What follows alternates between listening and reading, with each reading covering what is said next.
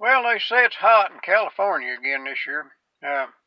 They're on the verge of an epic heat catastrophe and drought conditions, and it's all because of the new climate we've entered. And I'm gonna tell you, I was there last year.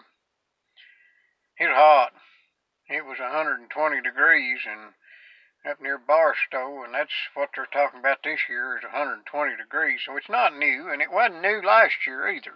And as far as the drought goes, when I got to California, I went twice. When I got there last year in January, uh, they started an epic flood, and it rained and it rained, and they were afraid the dam was going to bust, and they didn't send none of that water down to the Central Valley for the farmers. No, they sent it off to save some smelt. Now, I'm not sure what a smelt is, but with a name like that, it's not like Smuckers. It's something that I don't really think I'd be interested in taking too good a care of. But anyway, this whole global warming thing, now I bought into that back in 75 when we was on the verge of a new ice age because of all our polluting, and they actually wanted to take coal dust up and spread it on the ice caps to melt them and capture more heat.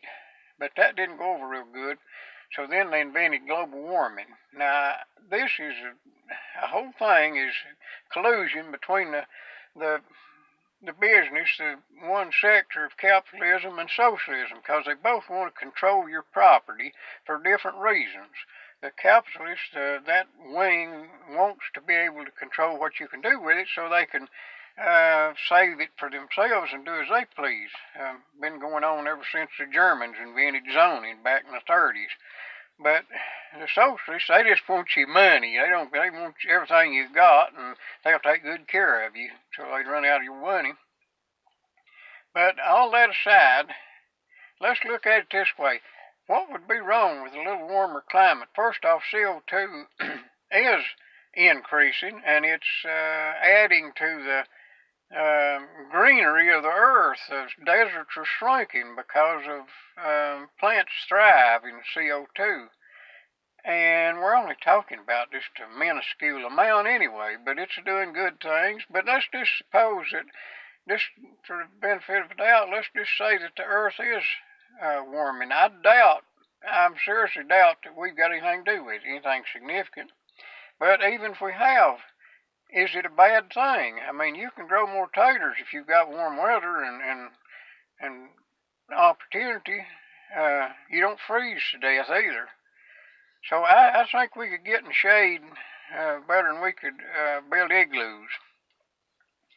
And all these catastrophes going to happen, like Miami going to be underwater, 2 foot underwater in 100 years.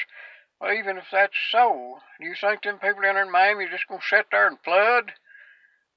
Venice is perpetually flooded. I wouldn't want to live there. It'd be hard to have a game room in the basement.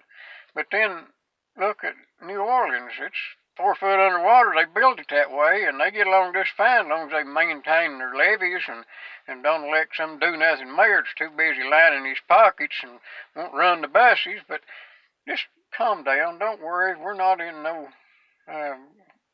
catastrophic age because of man-made global warming. It's just to take control of you and keep your mind off the things that really matter. That's just my thinking about it. So, and I hope y'all go out and vote.